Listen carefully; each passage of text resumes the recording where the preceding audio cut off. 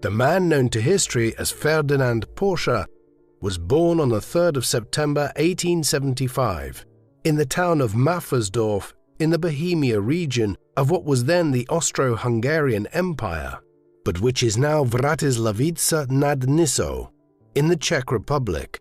In 1875, Maffersdorf lay just 10 kilometers from the border of the recently established German Empire, and Germany was the country which young Ferdinand would become most closely connected to as his life progressed. His father was Anton Porsche, a prosperous tinsmith who employed 24 people at the height of his business success, supplying metal goods and plumbing equipment to the townspeople and local region at a time when there was a high demand for such products as Germany entered the Second Industrial Revolution, an era in which homes were electrified for the first time and new household appliances like the first primitive washing machines appeared.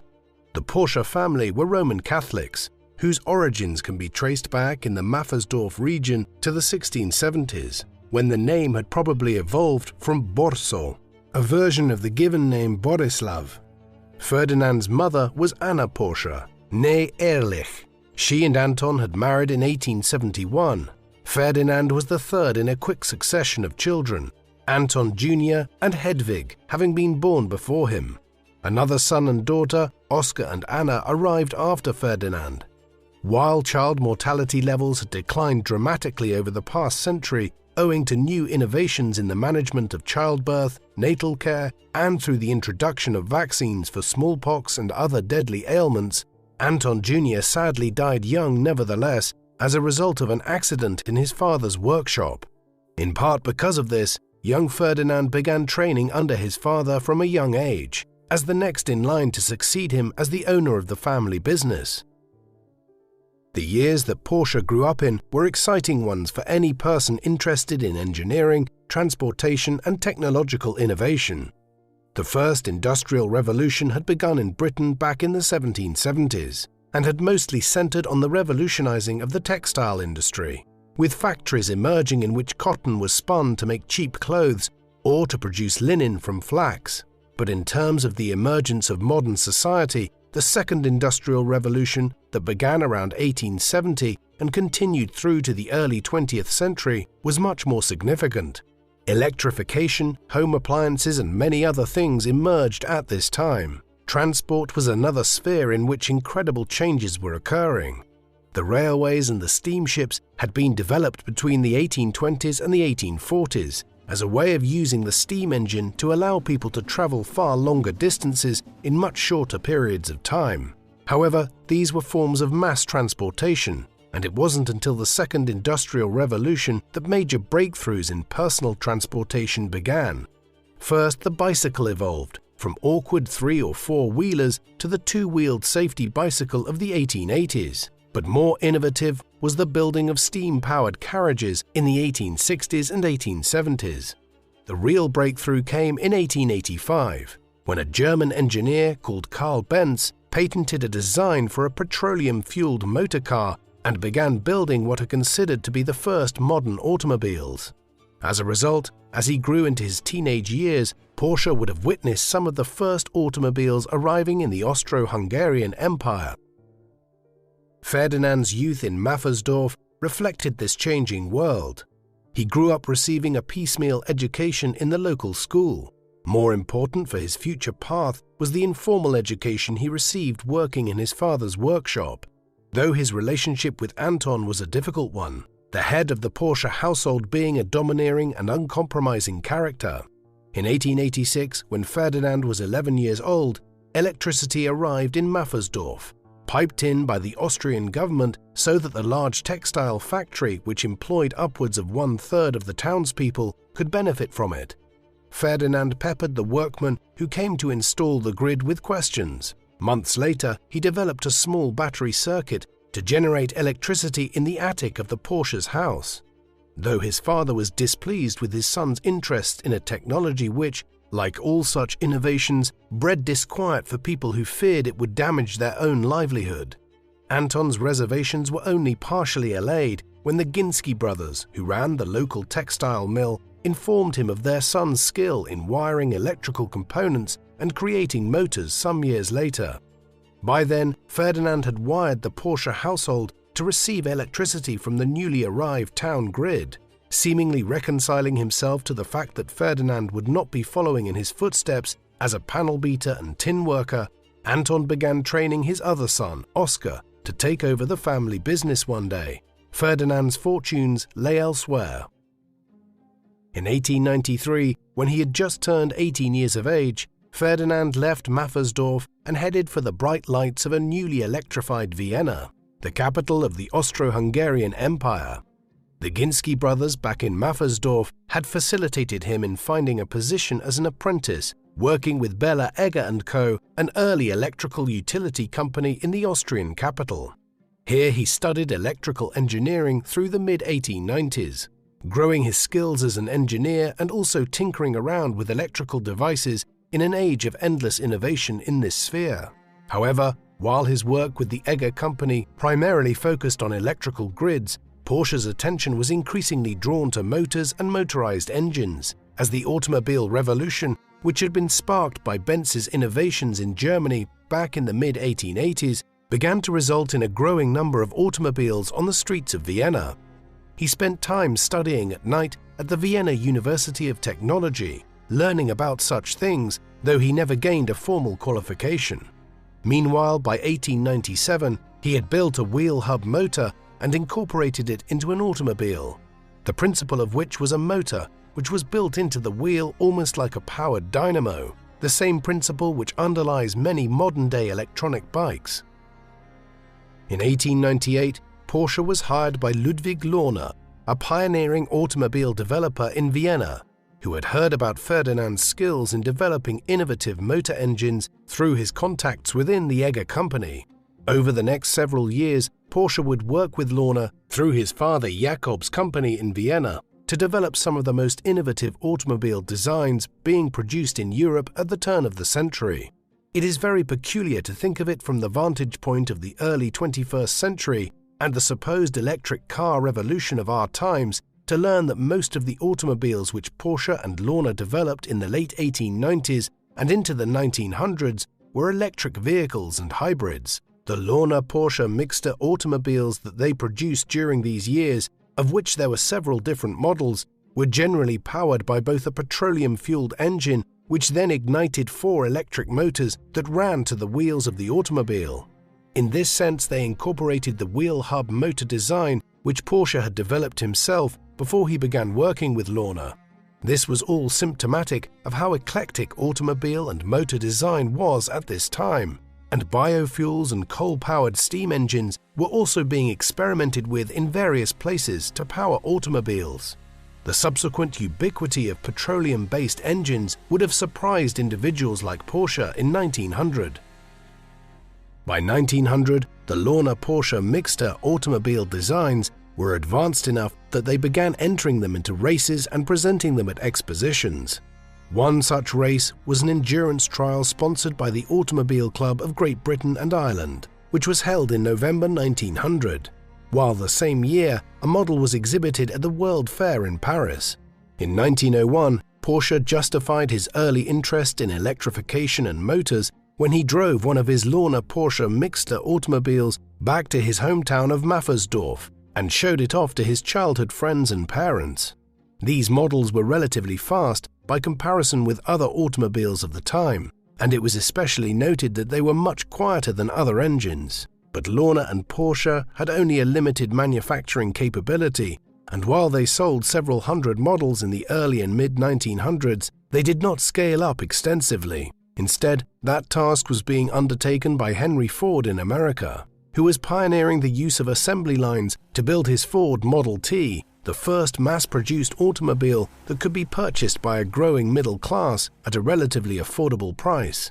Although Ford himself had been an advocate of the idea of using biofuels and ethanol to power automobiles early on in his career, eventually the methods he developed in his Detroit plants, along with the growing availability of petroleum from the Middle East after the First World War and other technical developments, would have a detrimental effect on the taking up of electric motors which Porsche and Lohner were working on in these years. This was a period in which Porsche also developed an acquaintance with the imperial family. In 1902, military maneuvers were held in the Austro-Hungarian Empire, and vehicles which Porsche designed the engines of were employed. The maneuvers were attended by Archduke Franz Ferdinand, the heir to the empire and an enthusiast of the new technology, who was anxious to drive some of the vehicles. Porsche showed him the ropes, and the two were seen to speak animatedly together. As a result of this acquaintance, when Porsche was called up to do a brief stint of training as a reservist in the Austro-Hungarian military, he was given a comfortable posting driving the Archduke around. These were also important years in Ferdinand's personal life. Back in 1896, he had met Aloysia Johanna Case while working in Vienna, who went by Luisa. After what was an unusually long courtship by the standards of the time, they finally married back in Maffersdorf on the 17th of October 1903. A peculiar honeymoon followed, in which they toured Austria, Italy and France so that Porsche could meet with several business contacts and discuss the rapidly changing technologies being used in motorized vehicles. They would have 2 children. A daughter named Luisa was born in August 1904, followed by a son in September 1909. He was named Ferdinand after his father, but would go by Ferry throughout his life. By 1906, it had become clear to Lorna that the cars he and Porsche had been working on for several years, although they had been successful from a technical perspective, had failed commercially. Particularly so because he and Porsche had expected a large government contract after the successful demonstrations to the Archduke and others in 1902. However, none followed, and from 1906, Lorna began focusing more on the emerging technology of airplanes. This led to Porsche moving to the Austro-Daimler firm, an automobile company which had been established in 1899, but which had struggled through the mid-1900s. Although Daimler had excelled in producing an armored car in 1904, one which could be considered a precursor of the tanks that were subsequently developed during the First World War, the company needed a technical innovator that could produce faster automobiles for the consumer and believed Porsche was the person to lead the company to new heights. New models quickly followed, and by the end of the decade, some of Porsche's designs were being raced in a number of speed trials in Central Europe. One of these was Prince Heinrich Fahrt, or Prince Heinrich Tour, a race held in Germany and named after Prince Albert Wilhelm Heinrich of Prussia. It is often viewed as the precursor to the German Grand Prix. One of Porsche's designs, named the Prince Henry Austro-Daimler for the occasion, sped to victory over the 1,200-mile trial. Porsche's attention to detail was clear in his statement that he had covered all of the nuts used to fasten the exterior panels in order to reduce wind and air resistance and maximize the speed of the car. Daimler had already been involved in the production of military vehicles for the Austro-Hungarian government for several years when Porsche began working for them. This avenue of product development continued after he joined the company, and Ferdinand was central to the design and development of a series of artillery tugs, which Daimler built for the imperial government in the late 1900s. These were essentially a kind of tractor that could be used to pull heavy artillery guns, which were being produced in ever greater numbers across Europe. As the continent's great powers became more and more fractious in their relationships with one another and military alliances developed, there were several kinds of tugs that Porsche played a part in designing for Daimler, running through the M08 and M09 artillery in the late 1900s to the larger and more powerful M11 and M12 tugs of the early 1910s. The size and power of these was evident in the christening of the M09 as the Titan, while the M12 was named the 100, as it was the first of these tugs with a 100-horsepower engine. Porsche was not just involved in developing automobiles in the 1900s and 1910s, this was also the golden age of the airship. It is hard to remember today, but back in the late 19th and early 20th centuries, airships such as those developed by Count Ferdinand von Zeppelin were considered to be the future of air travel. Even after the first airplanes were developed in the aftermath of the flight of the Wright brothers at Kitty Hawk in December 1903, airships were still considered the best way forward in terms of carrying large numbers of passengers or cargo by air. Many countries were looking to incorporate the latest technology into their armies, and in 1909 the Austrian Ministry of War began introducing airships into the military. These were called the Parsevals, after a Prussian major by the name of August von Parseval, who had developed some of the technology used.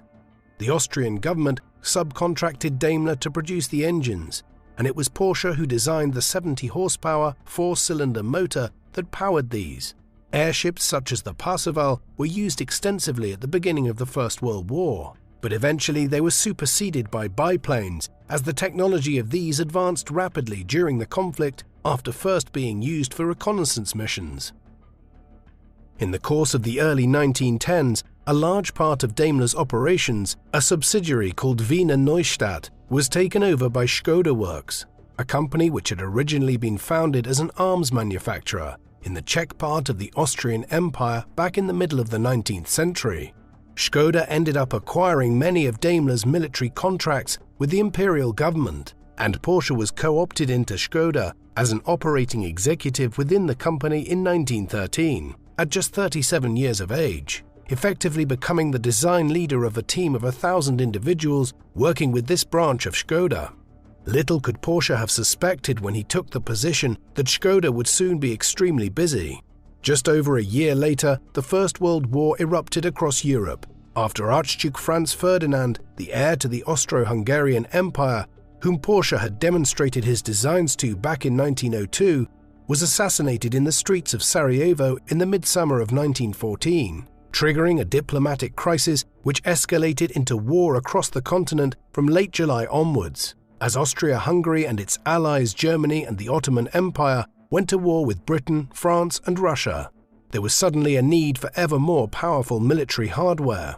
Porsche's early designs for the artillery tugs would be expanded further, eventually resulting in the M17 artillery tug, nicknamed the Goliath, a tug which was more like an articulated truck than a tractor, and which was capable of pulling artillery the size of large automobiles to the various fronts the Austrians were fighting on in the Alps and the Balkans.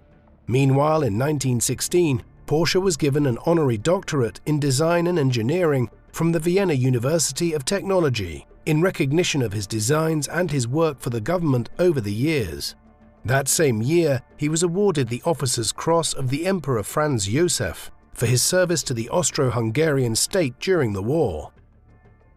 Porsche's military hardware and armored vehicles ultimately could not prevent the Austro-Hungarian Empire from being defeated in the First World War, and in the autumn of 1918 its empire began to collapse and fragment as revolutions broke out in regions such as Ferdinand's native Bohemia and in Hungary, where a communist regime briefly came to power employing Porsche-designed vehicles that they had captured from the government in some cases.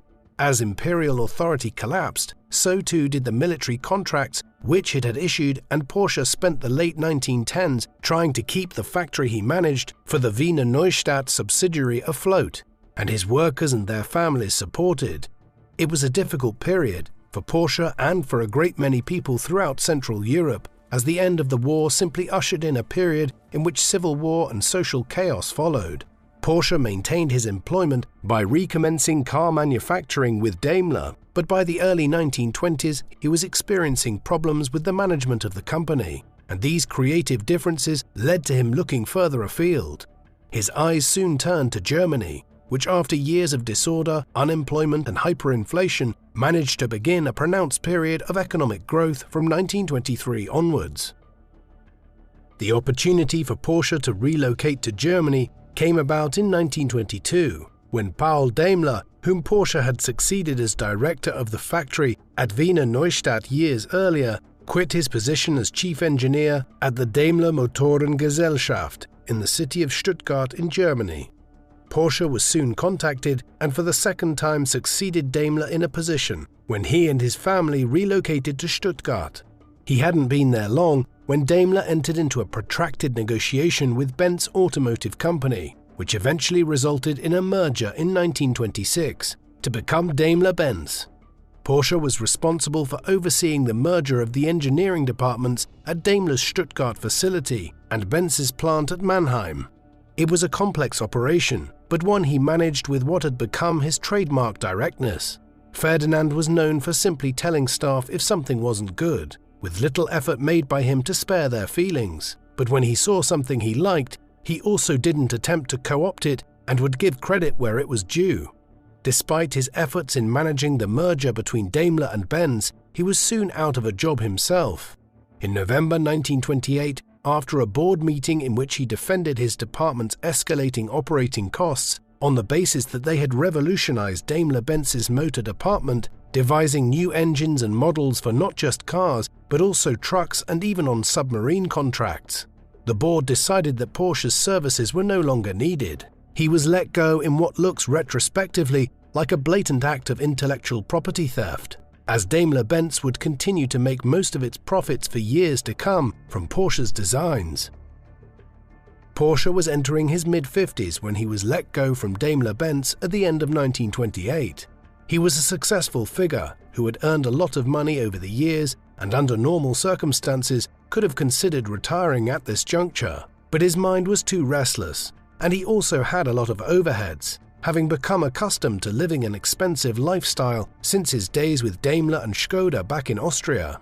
For a time, he took up a position with a small auto manufacturer, Steyr Werke AG, back in Austria, developing the Type XXX Steyr model in the course of 1929, a car whose engine became the basis of every Steyr car manufactured in the 1930s. Then he was let go again, just 1 year into a 3-year contract.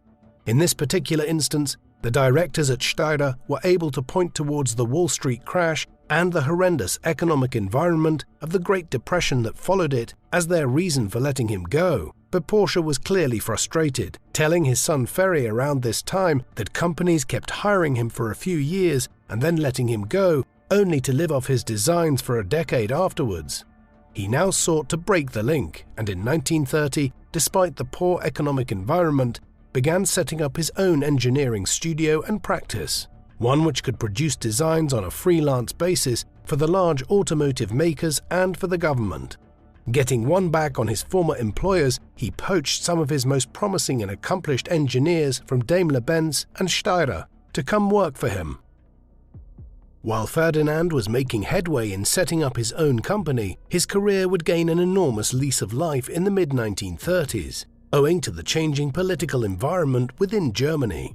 As the Great Depression had continued, Germany had been harder hit than most other European countries, a result of its crippling war indemnities payments from the First World War and many macroeconomic circumstances within Germany itself. Porsche was far from the only person who lost their job, and in the course of the early 1930s, the country's political landscape shifted enormously, with support for the centrist political establishment evaporating and more left and right-wing groups, such as the German Communists and the Nazis, ballooning upwards. New support for the Nazis was particularly extreme, with them rising from being a political non-entity that garnered less than 3% of the vote outside of their stronghold in Bavaria in the 1920s to suddenly becoming the largest party in Germany during Reichstag elections in 1932.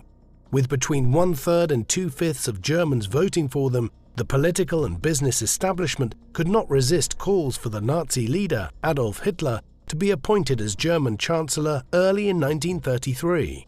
As soon as he entered that office, he and the Nazis transformed Germany into a one-party dictatorship. The Nazis had as one of their key goals the lifting of Germany out of the Great Depression, and also the creation of a vibrant, prosperous middle class of ethnically German people. One element of this would be the building of new roads across Germany and the expansion of car ownership. Hence, Ferdinand Porsche would find himself moving in Nazi political circles before long.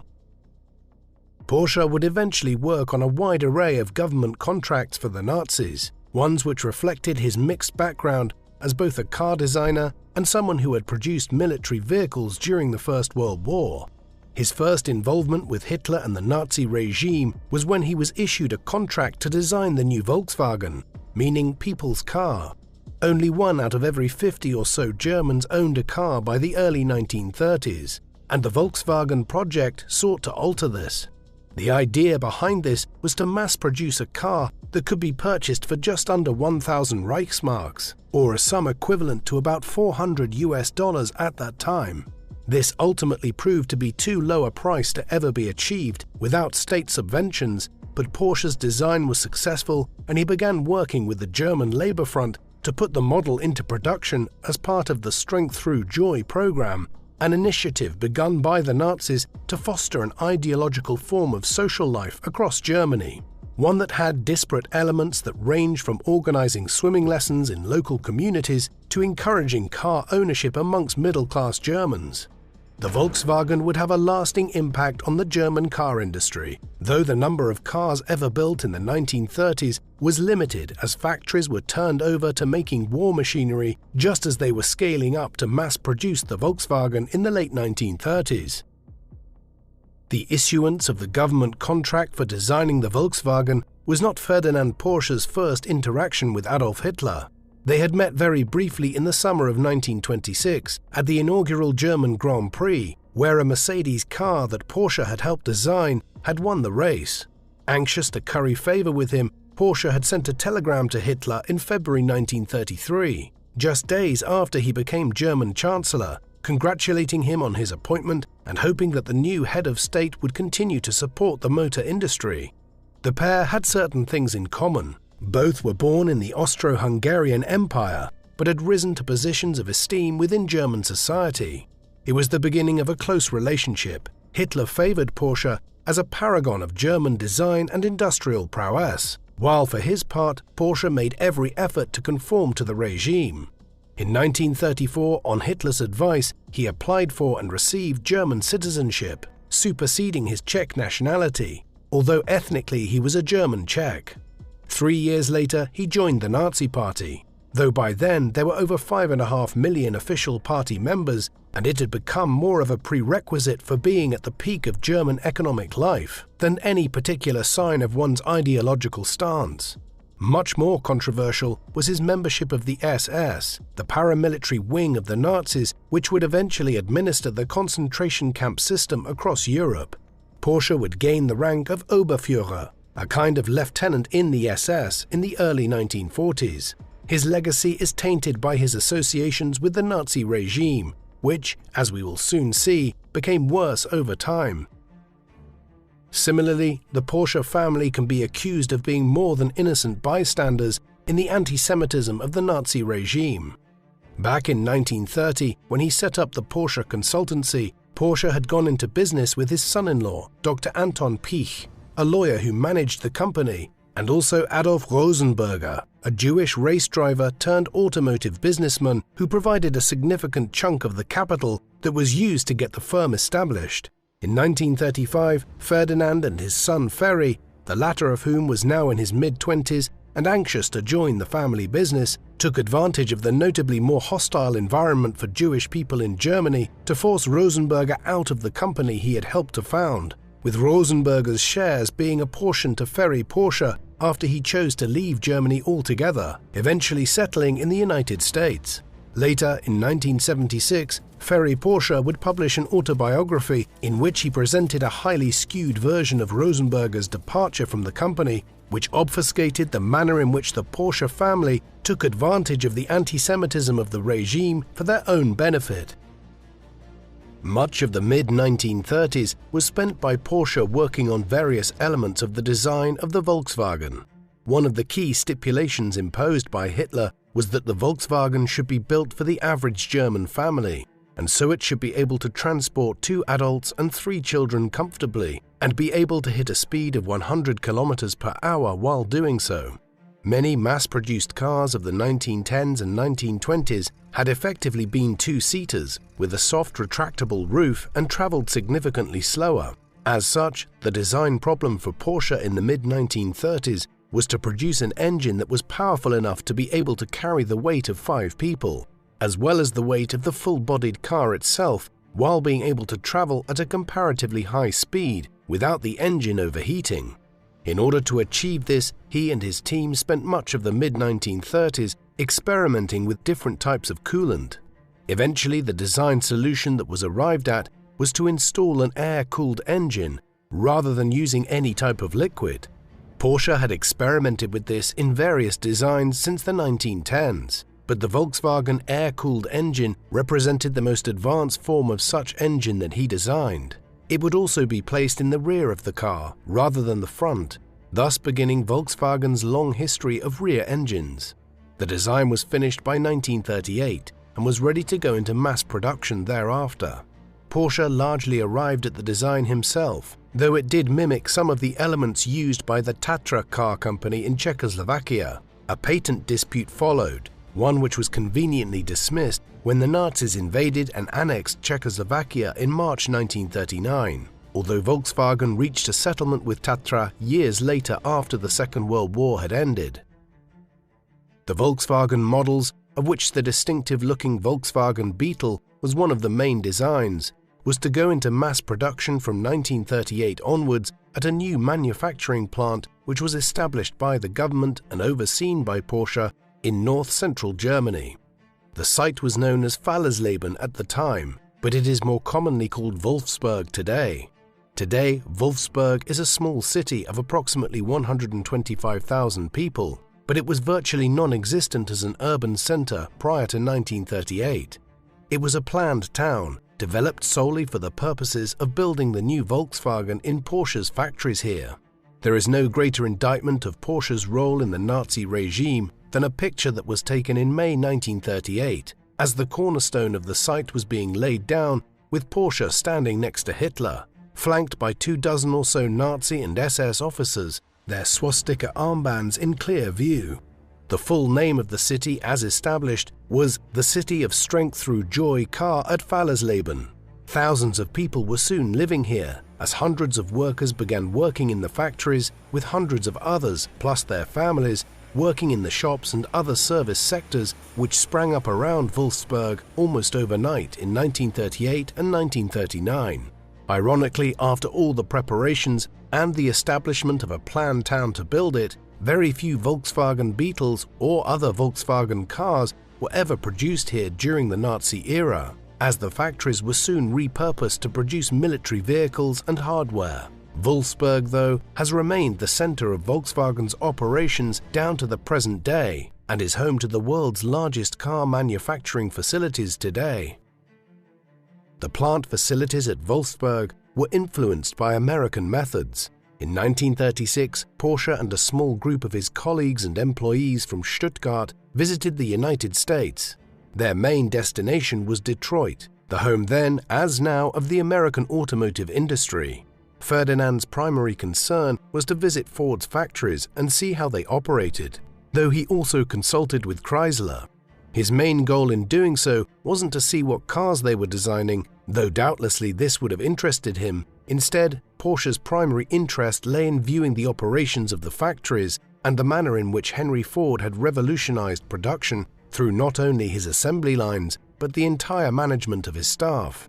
Ford's success had not been based on a race to the bottom, where his staff were paid the bare minimum, but instead rested on paying them an above-market value wage, which engendered the loyalty and hard work of his staff. These and other features of the Ford ethos were observed by Porsche, and some of what he noted was later applied in his design offices in Stuttgart and the factories in Wolfsburg and elsewhere in Germany. He also took the opportunity to poach some of the engineers who worked at Ford. One of these was Josef Werner, a German-American who Porsche was particularly keen to bring over to his team in order to advise back in Stuttgart on how to scale up production so as to mass-produce the Volkswagen on the scale that the Model T had been produced in Detroit over the last quarter of a century. Photos from the time reveal that by the late 1930s, Porsche's design offices in Stuttgart had become a jungle of design boards and sketch easels, showing potential models for Volkswagens and other vehicles.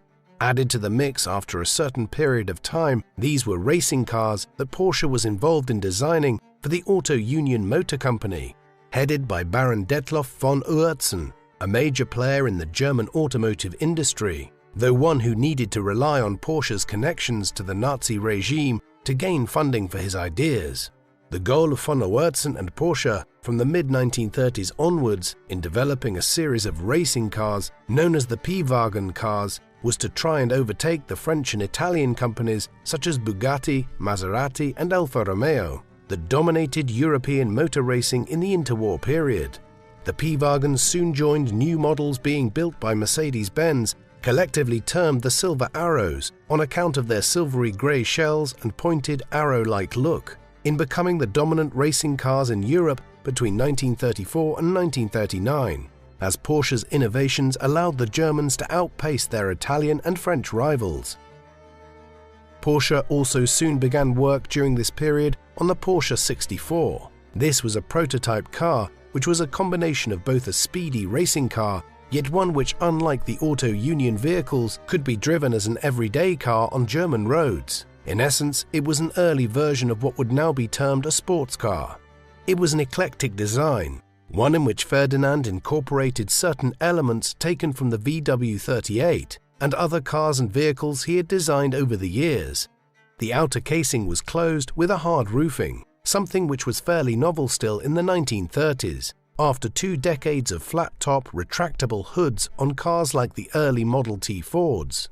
The engine used for this was ramped up from the VW engine to achieve a horsepower of between 32 and 40, a significant improvement on most engines for cars in those days. However, only 3 models of the Porsche 64 were ever made, as war interrupted Porsche's plans.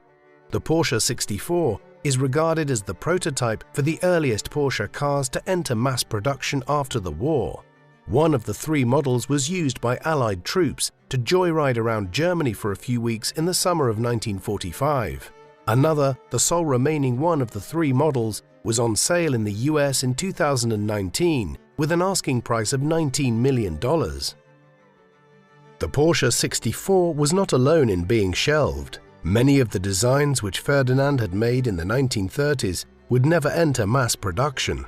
This had nothing to do with the designs of his cars themselves, but rather was connected to wider developments in Germany and Europe. As is well known, the Nazis had come to power with a clear desire to reverse what was perceived as the humiliation of the Treaty of Versailles that had brought the First World War to an end. Hitler quickly began remilitarizing Germany, and so sluggish were Britain and France in responding to the threat of German rearmament that in 1938 and early 1939, the Nazis pushed forward their war plans and annexed Austria and Czechoslovakia in just over a year. Without firing a shot, the Nazis became the masters of Central Europe, but when they invaded Poland in September 1939, Britain and France declared war on Germany in response. All of this had implications for the German economy, as factories were repurposed to support the war effort. Car factories, such as those run by Ferdinand Porsche, were soon used to produce tanks, armored vehicles, and other war material. This process would only intensify from 1941 onwards, after the German invasion of the Soviet Union that summer led to the inception of the total war economy back home in Germany. The German invasion of Poland and the inevitable outbreak of a wider European war which followed saw Porsche returning to activity he had been heavily involved in with the Austrian imperial government a quarter of a century earlier, as his engineering skills were repurposed to focus on producing armored vehicles. A good example was when Hitler's government asked both Porsche and a rival, the Henschel & Son company, the latter of which is usually more associated with German warplanes, but which was also involved in armaments and vehicle production, to submit designs for a new tank. Porsche's design resulted in the VK45.01P, or Porsche Tiger tank.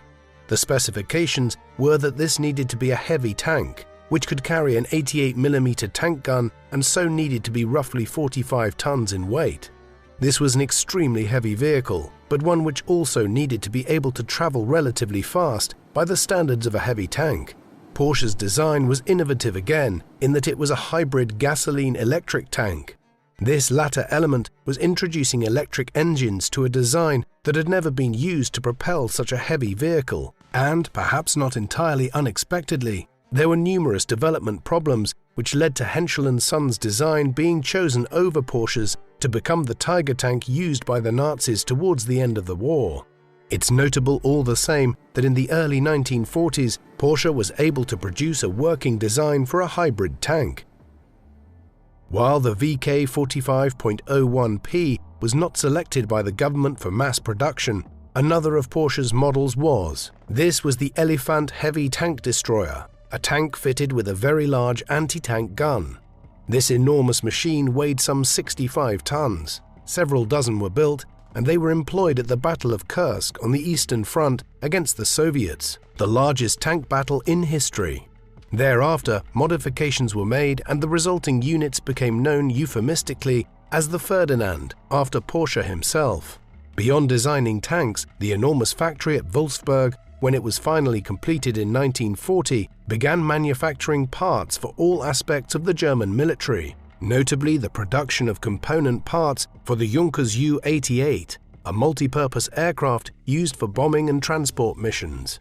Repairs were carried out here too, and there were other activities which Porsche engaged in as well as part of the Nazi regime. In 1941, as part of the expected German conquest of Eastern Europe and the colonization of the Lebensraum, or living space there, by German settlers once the Soviet Union was defeated, the Wind Power Research Company was issued with a government contract to develop wind turbines that would be ideal sources of energy on the Pontic-Caspian steppe. Porsche was involved in designing the motors for the turbines working on a hill near Stuttgart.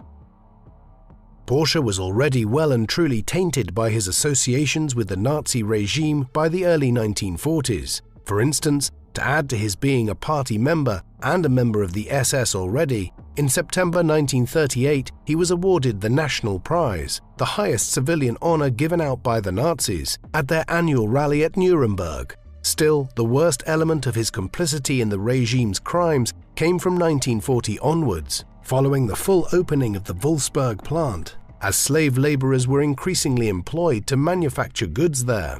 The Nazis' racial hierarchy dictated that Slavic people, such as the Poles and Czechs, were to be utilized primarily as slave laborers, while those who were found guilty of relatively minor crimes against the occupation government in places like France and the Netherlands also often ended up working in factories in Germany during the war. Although the Porsche company has been reticent about investigating the full extent of this, once claiming that no more than 50 slave laborers passed through Ferdinand Porsche's factories during the war, it now seems that approximately 300 slave laborers from various parts of occupied Europe were involved, particularly so in 1944, when the number of slave laborers in German factories and other parts of the German economy exceeded 2 million. The increasing resort to slave labor in German industrial factories, like those operated by Ferdinand Porsche, was in many ways a sign of the desperation of the Nazi regime by 1943 and 1944. The result of the Second World War was, with the benefit of hindsight, sealed in the space of a few weeks in the early winter of 1941, as first the Germans failed to capture Moscow and Leningrad before the Russian winter set in, and then the Empire of Japan attacked the United States, bringing the great power of the New World to the rescue of the old. 1942 saw intense fighting on many fronts, but by the spring of 1943, matters had shifted irreversibly, with the Allies about to bring the North Africa campaign to an end. The Japanese onslaught turned back with victories like the Battle of Midway for the US and Russian victory over the Germans at the Battle of Stalingrad. In the course of 1944 and early 1945, the planned 1,000-year German Reich was conquered by the Allies, and the war came to an end in Europe early in May 1945. Porsche, like so many other Nazi scientists, was in high demand once the conflict came to an end, and in the course of late 1945 and early 1946, he came to an agreement with the French car maker Renault, a company which he had done consultancy work for during the Nazi occupation of France between 1940 and 1944, for him to undertake similar work for the company in the post-war period. Porsche's situation was somewhat unusual in these months, as he had been arrested in the Baden region of Western Germany on the 15th of December 1945 on account of his wartime activities and associations with the Nazi regime. As such, his consultancy work with Renault was being undertaken during a period when he was technically a prisoner. Later, the Porsche family would argue that the charges against Ferdinand were trumped up in order to force him to divulge his engineering skills and designs to Renault. For a period of a year and a half, he was shuttled between house arrest around Paris to Renault factories and offices. It was May 1947, 17 months after his arrest, when the charges were finally heard and testimony was offered. When this occurred, it soon became clear that the German armaments minister, Albert Speer, had appointed Nazi overseers to manage the slave labor at Porsche's factories during the war. Hence, despite the dubious ethics of it all, the judges quickly decided that Porsche had not been responsible for the use of enforced labor in the factories and had little choice but to conform to the regime's demands. He was released from his detention in October 1947, though full pardon would take time as the denazification process continued in Germany.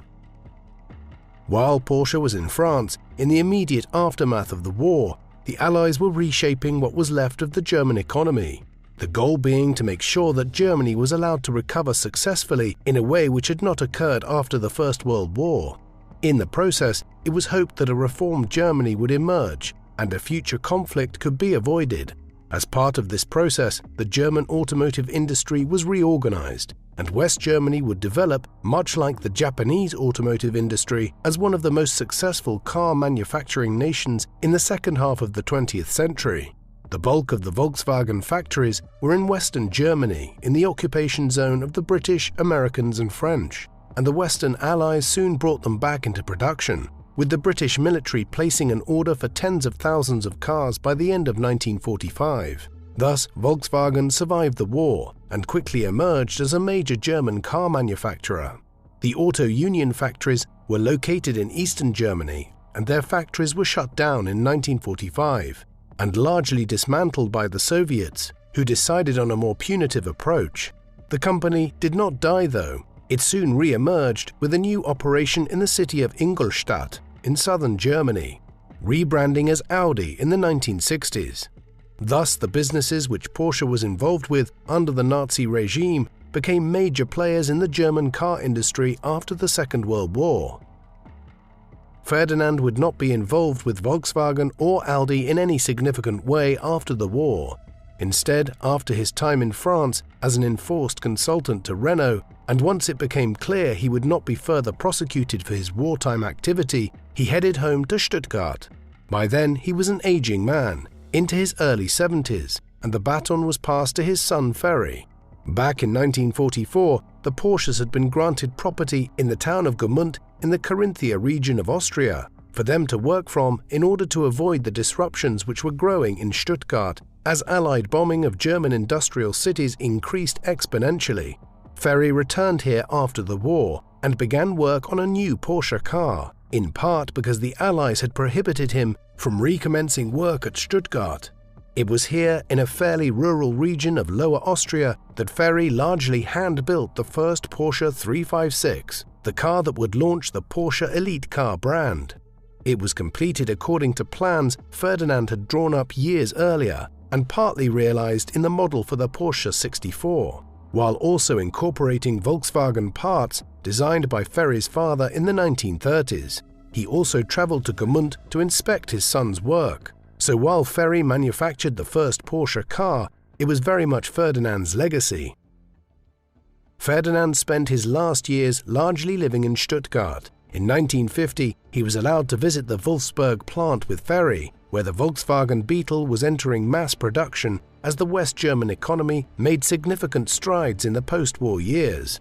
Ferdinand was offered some consultancy work with Volkswagen, and he was granted a small royalty on sales of the Volkswagen Beetle in recognition of his role in designing the engine and other aspects of the vehicle.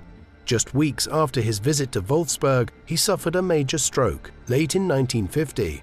He never fully recovered and was left partially paralyzed by the incident. Confined to a bed in Stuttgart, he died in hospital there on the morning of the 30th of January 1951 at 75 years of age.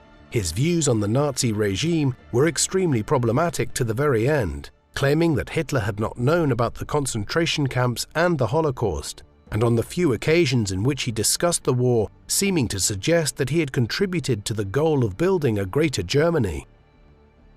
At the time of his death, it was debatable whether the company which Ferdinand Porsche had founded would survive in any fashion going forward, such was the fluid state of the German automotive industry in the years immediately following the war. However, it soon became clear that it would survive and flourish. In 1952, a new version of the Porsche 356 was launched, one which became commercially successful. Then in the 1950s, Max Hoffmann, a luxury automobile importer, agreed a contract to open the American market to Porsche automobiles. Various improved models of the 356 boosted sales throughout the 1950s and into the 1960s, making Porsche a well-established manufacturer of high-end cars. By the early 1970s, Ferdinand's son, Ferry Porsche, was moving towards making the company a public limited operation, as it had outgrown being a family business. Much of this success was as a manufacturer of sports cars, of which the Porsche 911, first introduced in 1964, would become the greatest, selling over 1 million and coming in at 5th on an authoritative list of the most iconic cars of the 20th century. Porsche is a major player in the European automotive industry today, and matters have come full circle in a way, with Porsche having formed a working partnership with Volkswagen in 2009, one which counts Audi as a subsidiary. The Volkswagen Beetle remains the most successful car that Ferdinand Porsche was involved in the development of, having become the first automobile in history of which 20 million units were sold. Ferdinand Porsche left behind a complex legacy. There is no doubting that he was one of the most original and accomplished engineers of the first half of the 20th century. Beginning in his 20s while working in Vienna, he began introducing groundbreaking designs in the manufacture of automobiles, with his hybrid and electric vehicles being almost a century ahead of their time. If his designs had entered mass usage, the automotive industry would have taken on a very different shape in the 20th century, with all the associated differences for the environment and even geopolitics in terms of the reduced reliance on petroleum, which would have ensued for Western nations. He was also an incredible innovator when it came to heavy machinery, airships, and airplane engines, while in the 1930s he pioneered innovations in engine design, which would shape the European car industry down to the end of the 20th century. Yet there is no denying that his legacy was poisoned through his associations with the Nazis and his use of slave labor in his factories during the Second World War. In this respect, he was one of a long list of German engineers and business people, which included the likes of Werner von Braun, whose ties to the Nazis have poisoned their legacies in many ways. These individuals might have claimed after the war that they had little option but to conform to the regime, and that somebody else would simply have taken their place if they did not work with the Nazis, but in all instances a desire for personal success skewed their moral compass. Porsche was a great designer, but a flawed human. What do you think of Ferdinand Porsche? Was he simply a car manufacturer caught up in a war, or should he be judged harshly for his complicity with the Nazi regime? Please let us know in the comment section. And in the meantime, thank you very much for watching.